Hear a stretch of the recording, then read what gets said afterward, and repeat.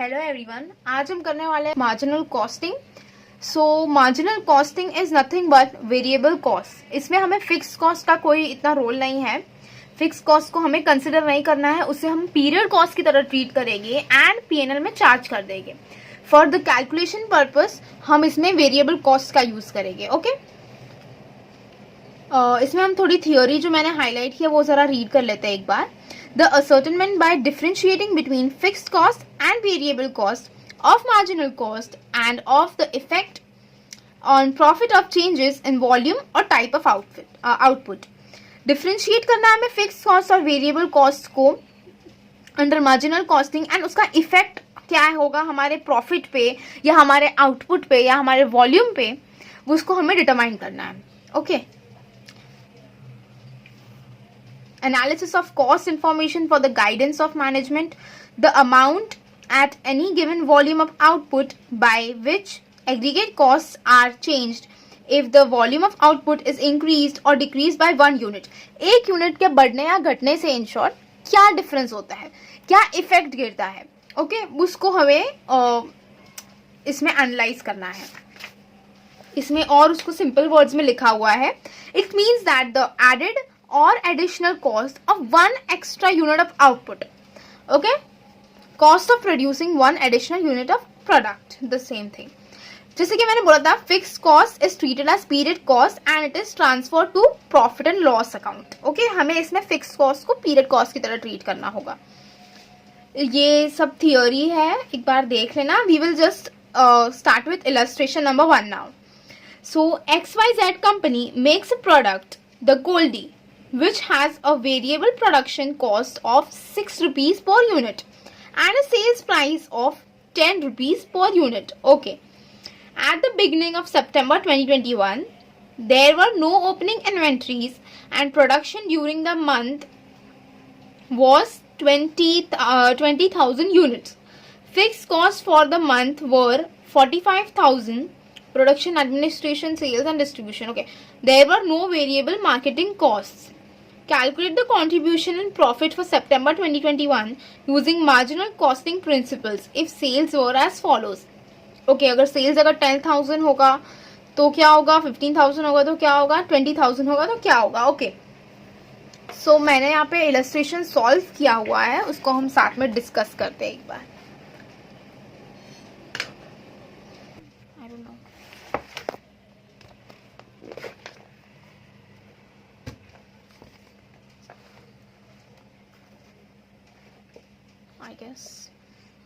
Okay so हमें दिया हुआ है sales price 10 rupees per unit के हिसाब से, तो इधर 10 रुपीज पर यूनिट लिखा है।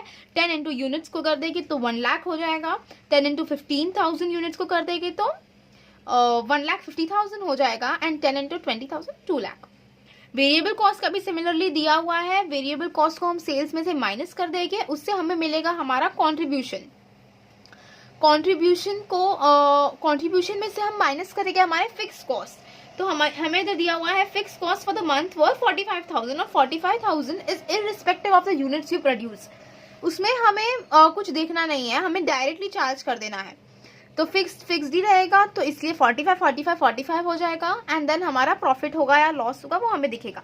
तो जैसे कि हम देख सकते हैं 10,000 यूनिट्स बनाने पे हमें 5,000 का लॉस हो रहा है, 15,000 बनाने पे हमें 15,000 रुपीज का प्रॉफिट हो रहा है एंड 20,000 यूनिट्स बनाने पे हमें 35,000 रुपीज का प्रॉफिट हो रहा है। तो हमारा प्रॉफिट पर यूनिट देखा जाएगा तो 5,000 डिवाइड बाय 10,000 करेंगे हम, तो हमें प्रॉफिट पर यूनिट पता चल जाएगा। वैसे ही हमारा प्रॉफिट अगर 15,000 है, हमने 15,000 यूनिट्स बनाए हैं, तो हमारा प्रॉफिट हमें 1 रुपीज पता चल जाएगा। And similarly for this. So हो गया हमारा first sum solve. It was so easy. So जैसे कि हमने पिछले सम में देखा कि सेल्स में से वेरिएबल कॉस्ट माइनस होता है, उसमें से हमें फिर कंट्रीब्यूशन मिलता है, कंट्रीब्यूशन से फिक्स्ड कॉस्ट माइनस होता है एंड फिर हमें हमारा प्रॉफिट मिल जाता है। ओके सो इधर मैंने उसी को ध्यान में रख के सारे फॉर्मूलाज भी मैंने लिख दिए हैं यहाँ पे। आप इसका स्क्रीनशॉट ले सकते हैं। आई गेस जैसे जैसे जाएंगे वैसे वैसे सारे फॉर्मूलाज दिखेंगे एंड आप स्क्रीनशॉट ले लेना। ओके सो टेक्स्ट बुक के अकॉर्डिंग हम अगर देखते हैं, ओके सो ये पॉइंट हमारा ऑब्जेक्टिव के पर्सपेक्टिव से इम्पॉर्टेंट है. It is only a technique used by accountants to aid management decision. It is also called as direct costing. This technique of costing is also known as variable costing, differential costing, or out of pocket costing. Okay, then same theory है, ये read करना होगा. पूरी theory है, features दिए हुए marginal costing के. Break even analysis is the integral and important part of management marginal costing. Okay, हम ब्रेक इवन पॉइंट को जब डिस्कस करेंगे तो हम ये सारे पॉइंट्स भी डिस्कस कर लेंगे. Okay, tools and techniques of marginal costing.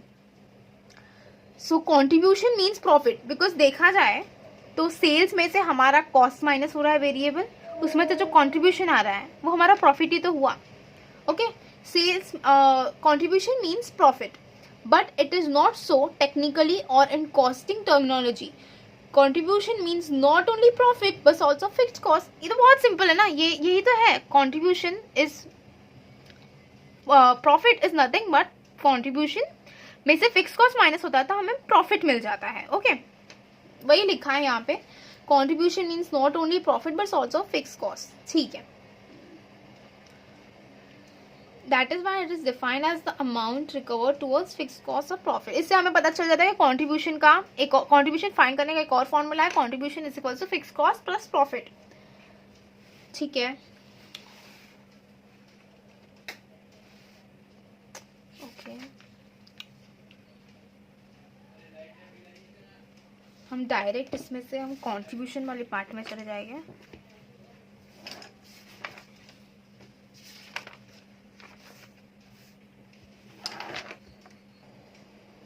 Okay, सो इसमें हमें दिया हुआ है that contribution is equals to selling price minus contribution, जो कि ऑब्वियसली इधर दिया हुआ है सेल्स माइनस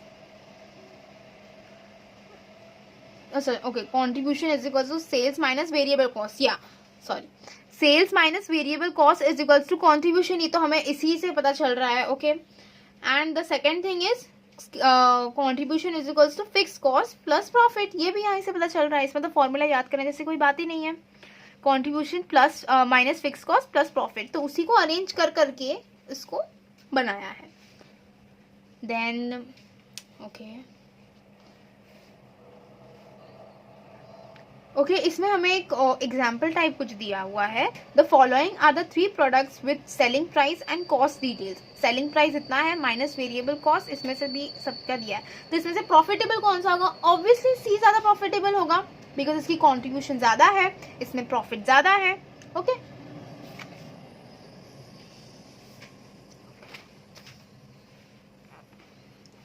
इसमें हम पीवी रेशियो के बारे में बात कर रहे हैं. इसमें भी है बुक में पर थोड़ा कॉम्प्लिकेटेड है, तो डायरेक्टली हम फॉर्मूलाज पे देखेंगे. अगर आपको सिंगल पीरियड का डेटा दिया हुआ है, पीवी रेशियो सिर्फ नाम का पीवी रेशियो है. It is contribution upon sales ratio. Contribution कितना, सेल्स जो है आपका, आपने सेल अगर 10,000 की है तो उस पर आपका कंट्रीब्यूशन कितना है, उसमें आपका प्रॉफिट कितना है. ओके, वो हमें हमारे 10,000 रुपए के अगर यूनिट सेल किए हैं हमने, तो उसमें हमारा प्रॉफिट कितना है, हमारा कंट्रीब्यूशन कितना है. तो हम जितना सेल्स होगा वो यहाँ पे लिखेंगे एंड हमें कितनी कंट्रीब्यूशन मिल रही है. जैसे कि इधर मैंने एग्जांपल बनाया है. तो सेल्स में से कंट्रीब्यूशन माइनस करके सेल्स में से वेरिएबल कॉस्ट माइनस करके हमें कंट्रीब्यूशन मिल रहा है. तो हमारा कंट्रीब्यूशन इधर है 80 अपॉन हमें सेल्स कितना दिया हुआ है 100 इंटू 100. तो इधर हमें दिख रहा है हमारा है 80 है हमारा contribution. When 2 period data is given, तो हमें चेंज इन कंट्रीब्यूशन, मतलब अगर 2 पीरियड के डेटा दिए होंगे, ये फॉर्मूलाज डायरेक्टली इतना नहीं समझेंगे पर हम जैसे ही सम्स पे जाएंगे आपको क्लियर हो जाएगा सारे formulas. Change in contribution upon change in sales into 100 and PV ratio दूसरा फॉर्मूला है change in profits upon change in sales into 100. अब इसमें कंट्रीब्यूशन और प्रॉफिट सिर्फ नाम का अलग है, इसमें से बस फिक्स कॉस्ट माइनस नहीं हुआ अब तक और इसमें से फिक्स कॉस्ट माइनस हो गया है. It is one and the same, but ज्यादातर अगर हो सके तो आप यही फॉर्मूला को प्रेफर करना, इस फॉर्मूला पे तब जाना जब इसका कुछ बंदोबस्त नहीं हो रहा है आपसे. ओके, वेरिएबल से कॉस्ट का रेशियो क्या है? Variable cost ratio upon sales into 100, variable का रेशियो मिल गया, वेरिएबल कॉस्ट की रेशियो कितना परसेंट दिया हुआ है सेल्स का वो है। Break even point, okay, so break even point वो पॉइंट होता है जब आपका ना ही कुछ प्रॉफिट हो रहा है ना लॉस हो रहा है, मतलब आपके कॉस्ट आपके सेल्स से इक्वल हो रहे हैं, आपका मतलब जीरो प्रॉफिट जीरो लॉस वाली सिचुएशन चल रही है अभी। जैसे कि आपका ओके 100 रुपीज़ सेल्स है, आपका वेरिएबल कॉस्ट 20 था, आपका कंट्रीब्यूशन हो गया है अब 80, अब आपका फिक्स्ड कॉस्ट जो है वो भी 80 है, तो आपका प्रॉफिट आ गया है अभी अभी 0। ओके, सो ये सिचुएशन को बोलेंगे ब्रेक इवन पॉइंट। ये ब्रेक इवन हो गया है क्योंकि इसमें ना ही प्रॉफिट है ना ही लॉस है, कुछ नहीं है इसमें। When someone asks a layman about his business, he may reply that he is all right, but a technical man may reply that it is break even. Break even means the volume of production or sales where there is no profit, no loss. In other words, break even point is the volume of production or sales where total costs are equal to revenue. यही मैंने आपको बोला अभी। Okay, it helps finding out. Okay, ये हम theory इतना read नहीं करेंगे, आप खुद से रीड कर लेना। Break-even chart is a graphical representation of break-even analysis, cost volume profit relationship. It indicates points of production at where there is neither profit nor loss. It also indicates the estimated profit or loss at difference. Okay.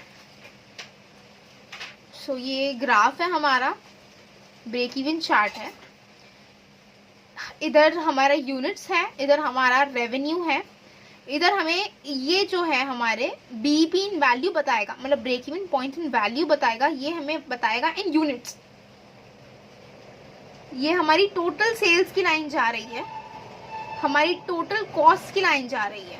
अब ये दोनों जहां पे intersect हो रहे हैं ये है हमारा break even point.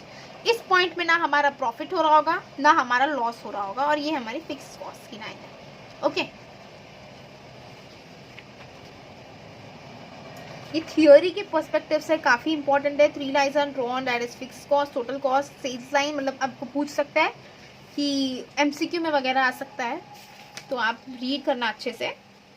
Now break even analysis और cost volume profit analysis. Break even point and points at glance can be found out. Okay, ठीक है, हम डेरिवेशन पे इतना ध्यान नहीं देंगे। मेन पॉइंट है break even point and units कैसे फाइंड करना है। Fixed cost upon contribution per unit. Okay, इधर भी हमने लिखा होगा मे बी, या fix cost upon contribution per unit आपको क्या बताएगा, बीईपी इन यूनिट्स बताएगा। Fix cost upon PV ratio आपको क्या बताएगा, बीईपी इन अमाउंट बताएगा। पीवी रेशियो हमने पीछे डिस्कस किया है, कॉन्ट्रीब्यूशन अपॉन सेल्स, वही है हमारा PV ratio. Margin of safety, margin of safety वो है जो सेल्स के बीईपी के बाद की जो सेल्स होगी, मतलब हम सेफ है अब, ठीक है। इधर मार्जिन ऑफ सेफ्टी सेल्स मतलब break even sales plus margin of safety sales is total sales. मतलब हमारी टोटल सेल्स है 15,000 रुपए, सॉरी हाँ 15,000 रुपए, उसमें से हम ब्रेक इवन कब हुए, मतलब तब कुछ हद तक हम हमारे लॉसेस को रिकवर कर रहे होगे, हमारे कॉस्ट को रिकवर कर रहे होगे, कब तक पॉइंट होगा वो है हमारा 5,000 यूनिट्स तक हम ब्रेक इवन पे पहुंचे, एंड हमारा बाकी का जो 10,000 यूनिट्स है वो हमारा मार्जिन ऑफ सेफ्टी है कि हम यहाँ से सेफ है, हमने यहाँ से प्रॉफिट अर्न करना चालू कर दिया अभी। तो मार्जिन ऑफ सेफ्टी अमाउंट्स में profit upon PV ratio, and margin of safety units में कैसे फाइंड करना है, profit upon contribution per unit. आप देख सकते हो इधर भी जब यूनिट्स में फाइंड करना था तब कंट्रीब्यूशन पर यूनिट लिया है हमने, और यहाँ पे भी जब यूनिट से करना है तब profit upon contribution per unit लिया है।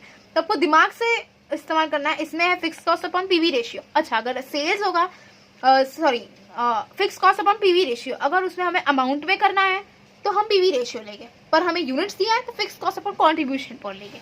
इसमें भी फॉर्मूला क्या है, प्रॉफिट अपॉन पीवी रेशियो। अगर हमें अमाउंट में करना है तो पीवी रेशियो लेंगे, पर अगर हमें यूनिट्स दिया तो कंट्रीब्यूशन पर यूनिट ले लेंगे हम। Okay, sales for target profit. अब हमें क्वेश्चन में ऐसा दे सकता है कि हमें हमारा प्रॉफिट हमें अर्न करना है, पहले ही बता देगा कि प्रॉफिट हमें 10,000 का चाहिए भाई, तुम हमें बता दो कितना हमें कितना अमाउंट का हमें करना है एंड कितना यूनिट्स का हमें करना है। तो इधर हमें फिक्स कॉस्ट डाल देना है हमारा, हमें जितना डिजायर्ड प्रॉफिट जो हमें दिया है क्वेश्चन में वो यहाँ पे डाल देना है अपॉन पीवी रेशियो। वैसे अगर यूनिट्स में करना होगा तो हम कॉन्ट्रीब्यूशन पर यूनिट ले लेंगे, इसमें इतना दिमाग लगाने जैसा कुछ नहीं है। इसमें बस अगर अमाउंट है तो पीवी रेशियो लेना है एंड यूनिट्स होगा तो कॉन्ट्रीब्यूशन पर यूनिट लेना है। Use profit before tax, okay हाँ, तो यहाँ पे जो भी प्रॉफिट होगा वो हमें लेना है प्रॉफिट बिफोर टैक्स वाले प्रॉफिट्स। शटडाउन पॉइंट मतलब ऐसा पॉइंट जब हमें ऐसा लग रहा है कि हमें बंद कर देना चाहिए, मतलब हमारा जो अगर हम बिजनेस को चालू रखेंगे तब हमारे ज्यादा लॉसेस हो गए instead of shutting it down, तो इसमें इससे अच्छा तो यही होगा कि हम शट डाउन ही कर दे पहले। तो उसके लिए हमें लेना है अवॉइडेबल फिक्स कॉस्ट और fix cost minus shutdown cost. मतलब अगर ऐसे फिक्स कॉस्ट जो हम अवॉइड कर सकते हैं हम जाने दे सकते हैं, वो आपको क्वेश्चन में दिया होगा कि कितने अवॉइड कर सकते हो, कितना रख सकते हो, कितना नहीं रख सकते, कुछ नहीं दिया होगा तो पूरा फिक्स कॉस्ट ले लेना है। माइनस शटडाउन कॉस्ट वो भी आपको क्वेश्चन में दिया होगा अपॉन पीवी रेशियो। अमाउंट में करना है तो पीवी रेशियो, यूनिट्स में करना है तो कॉन्ट्रीब्यूशन पर यूनिट। इसमें क्या है, एक्चुअल सेल्स अगर ज्यादा होगा शटडाउन पॉइंट से, मतलब हमारी सेल्स ज्यादा और ये शटडाउन पॉइंट से, तो कंटिन्यू कर लो ना, क्या प्रॉब्लम है। एक्चुअल सेल्स अगर कम होगा शटडाउन पॉइंट से, मतलब शटडाउन पॉइंट है उससे भी नीचे है हमारा एक्चुअल सेल्स, तो हमें बाय बंद कर देना चाहिए, उसमें कोई फायदा नहीं है हमारा। The level at which profits are same और the level at which costs are same for two methods, it is known as indifference point. Indifference point को हम थोड़ा डिटेल में यहाँ पे डिस्कस करने वाले हैं। ओके सो हम यहाँ पे डिस्कस करेंगे, अच्छा अभी कर देते हैं। Indifference cost, okay this is a little complicated अभी थोड़ा इस लेवल पे, हम जब एप्लीकेशंस करेंगे ना तब उसमें हमें समझ आने वाले हैं उसके, तो हम तब डिस्कस करेंगे इसको।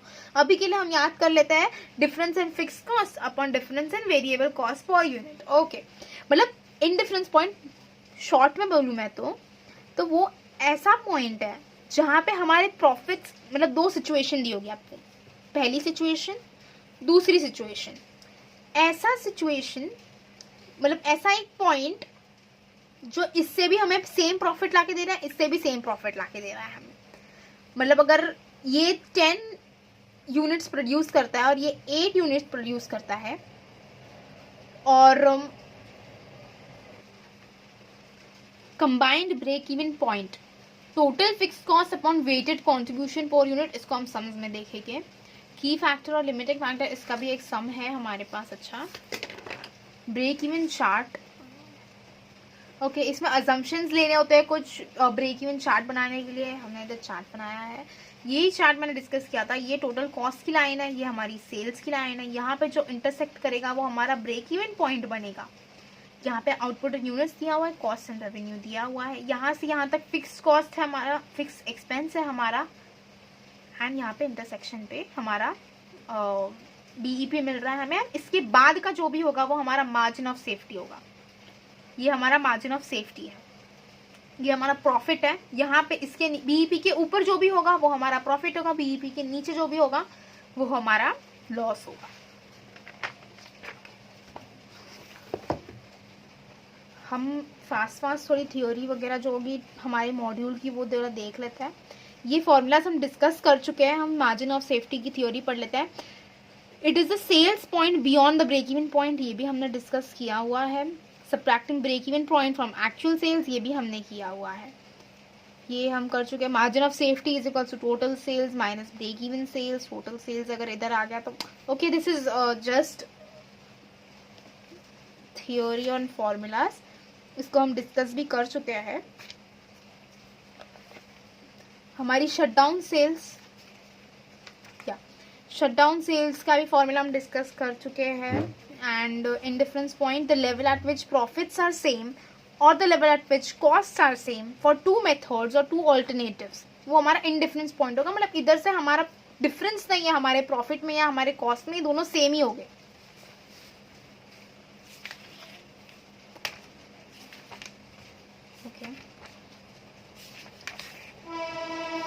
हम हम रिलेशंस एक बार देख लेते हैं, बाकी ये सारी चीज़ें थियोरी में आती है पूरी।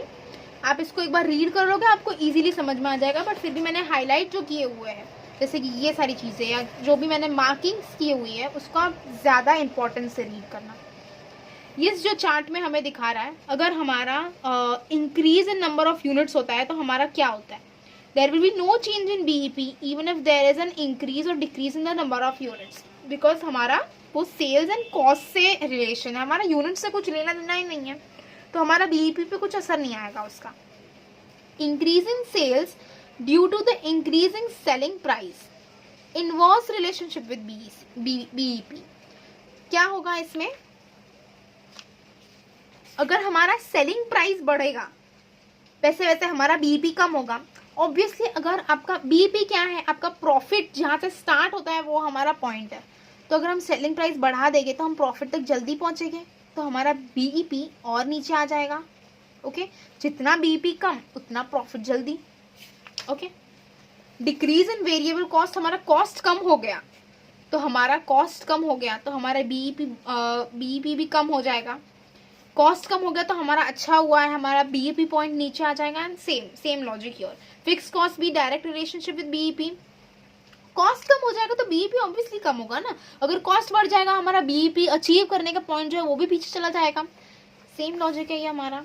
Non linear break even charts, revenues and cost, ये है ओके।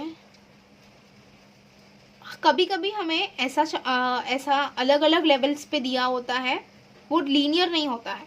ओके, तो हमारा कॉस्ट कभी बढ़ रहा है, कम हो रहा है, बढ़ रहा है, कम हो रहा है, सेम विथ हमारा सेल्स, एक बार बढ़ा and then okay it's not linear और सेम लेवल पे जो जा रहा है वो रेवेन्यू कॉस्ट। ये तो इसमें हमारा हम देख सकते हैं हमारी सेल्स जो है वो कॉस्ट की लाइन से नीचे है, तो ऑब्वियसली ये लॉस हो गया हमारा।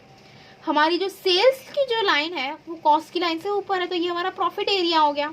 एंड सेम जब ये ऊपर चला गया तो वापस से लॉस का एरिया हमारा स्टार्ट हो जाता है। इसमें ये चीज दी हुई है।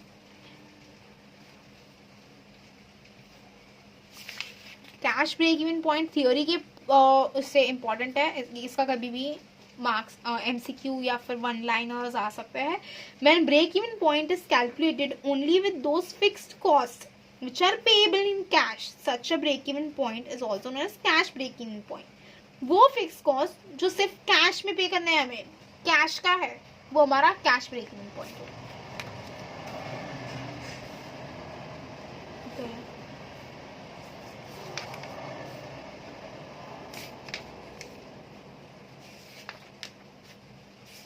ये पूरी थ्योरी है एंड इसको हम हमारे सम्स में भी देखने वाले हैं अभी।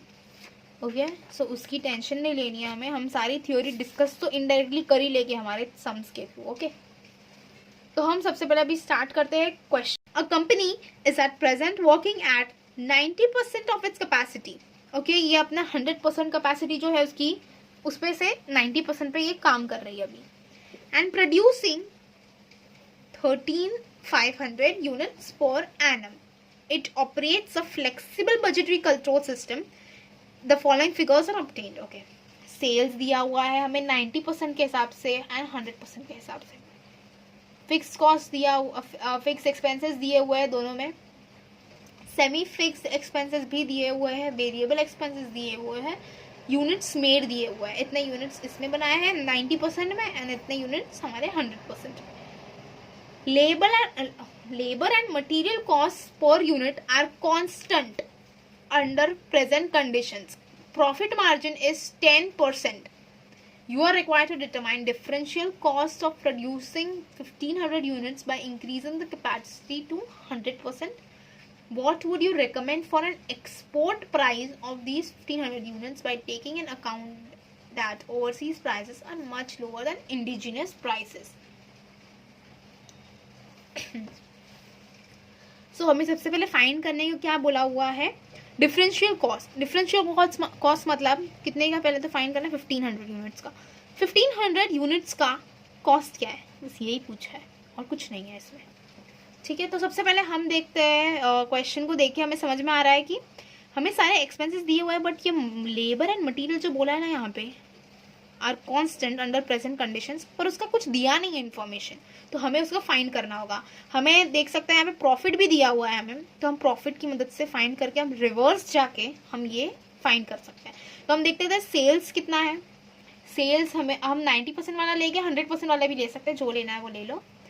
सेल्स हम लेके ये वाला हमने लिया है सेल्स हमारा, उसमें से 10% माइनस कर देते हैं हम, तो हमारा टोटल कॉस्ट आएगा। अभी हमारा कॉस्ट है, इसमें हमें बाकी के सारे एक्सपेंसेस दिए हुए हैं, fix expense, semi fix, variable, ये तीनों को हम माइनस कर देंगे। तीनों को हमने माइनस कर दिया, जो बचा हुआ होगा वो ऑब्वियसली हमारा लेबर और मटेरियल ही होगा।